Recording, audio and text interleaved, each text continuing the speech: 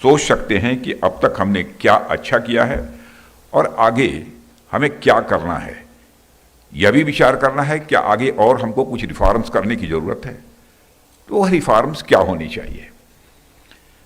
आप सब भी शायद इस बात से हमारी सहमत होंगे कि जब हम सब मिलकर बैठते हैं तो अपनी बातें एक दूसरे के साथ शेयर करते हैं, तो उससे हमारी सोच और हमारे दृष्टिकोण का दायरा स्वाभाविक रूप से और अधिक वो व्यापक होता है। साथियों, मुझे ऐसा लगता है कि हमारे इस विभाग की जिम्मेदारी सिर्फ कागजों पर हिसाब किताब रखने तक ही सीमित नहीं है, बल्कि हमारे देश के सुरक्षा ढांचे का एक अहम हिस्सा भी है। और जब आप अपना काम ईमानदारी और एफिशिएंसी के साथ करते हैं तो उसका असर यहीं तक नहीं रहता है, इसका असर सीमा पर तैनात हमारे जवानों तक होता है। उन्हें भरोसा होता है कि उनके पीछे एक मजबूत व्यवस्था है, एक मजबूत सिस्टम है जो हर परिस्थिति में उनके साथ खड़ा रहेगा, उनका साथ देगा। साथियों, डिफेंस अकाउंट्स डिपार्टमेंट का नया मोटो ही मैं मानता हूं अपने में बहुत कुछ कहता है। अभी संस्थान का मोटो अलर्ट, एजाइल और एडेप्टिव है।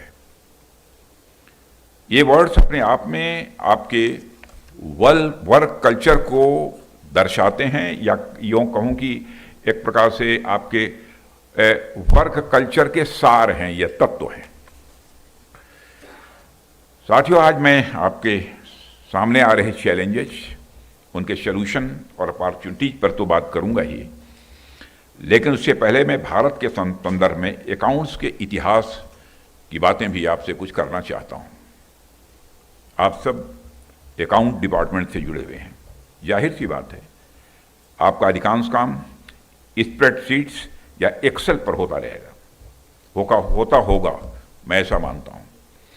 अब तो कई सारी और नई टेक्नोलॉजीज भी आ गई हैं, मुझे बताने की आवश्यकता नहीं है, आप सब जानते ही हैं, जो कहीं ना कहीं आपके काम को आसान बनाती ही होंगी।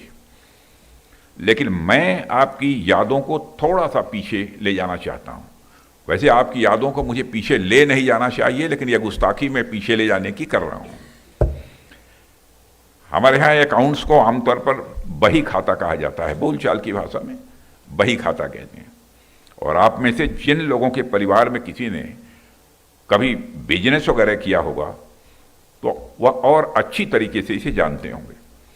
अगर किसी का बिजनेस से लेना देना नहीं रहा होगा, तब भी हम सब ने देखा है कि व्यापारियों के पास धागे से बंधी एक लाल रंग की डायरी होती थी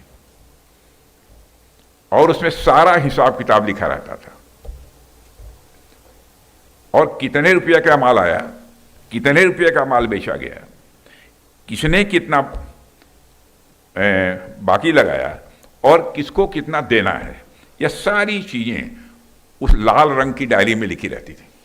और आपने देखा होगा कि प्रायः पिक्चर वगैरह जो देखते होंगे तो उसमें कभी इस प्रकार की डायरी रखने वाले की जो फोटोग्राफ आती है, कोई बिल्कुल नीचे देखता हुआ और चश्मे आंख ऊपर की तरफ।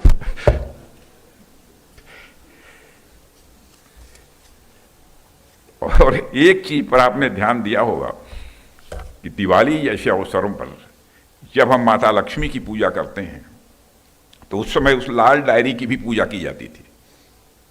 और आज भी कुछ लोग लाल डायरी रखते हैं, भले ही कंप्यूटर का जमाना आ गया, सब कुछ हो गया, लेकिन लाल डायरी की एक अहमियत है, वो शुभ माना जाता है। यह अपने आप में कितनी बड़ी बात है। हमारे लिए अकाउंट्स सिर्फ कर्म ही नहीं है, बल्कि वो हमारे धर्म का हिस्सा है।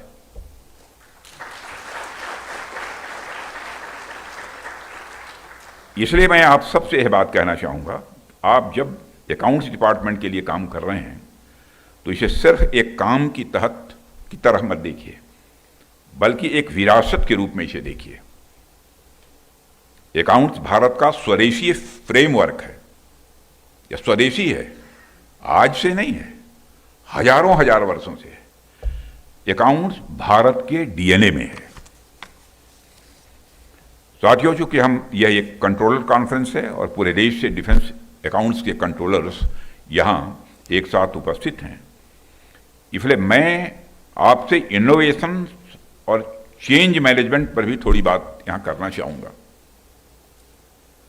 किसी भी ऑर्गेनाइजेशन में ट्रांसफॉर्मेटिव रिफॉर्म लाने के दो तरीके प्रायः बताए जाते हैं। कई बार हम देखते हैं कि कई ऑर्गेनाइजेशंस एक्सटर्नल रिपोर्ट के माध्यम से इस कार्य को करते हैं, जिसमें कई बार कंसल्टेंसी फर्म्स की भी इसमें मदद ली जाती है। कई बार कुछ रिटायर्ड सीनियर ऑफिशियल्स को यह जिम्मेदारी भी सौंपी जाती है। और एक अच्छी बात है, इससे कई बार कुछ नए फ्रेश आइडियाज इन संस्थानों में आते हैं और इनकी प्रोडक्टिविटी स्वाभाविक रूप से बढ़ती है, और मैं कहना चाहूँगा निश्चित रूप से बढ़ती है। लेकिन इसके अलावा चेंज मैनेजमेंट का दूसरा तरीका यह हो सकता है कि वह संस्था अपने परफॉर्मेंस के बारे में, अपने डिलीवरी सिस्टम के बारे में और अपने ऑर्गेनाइजेशन के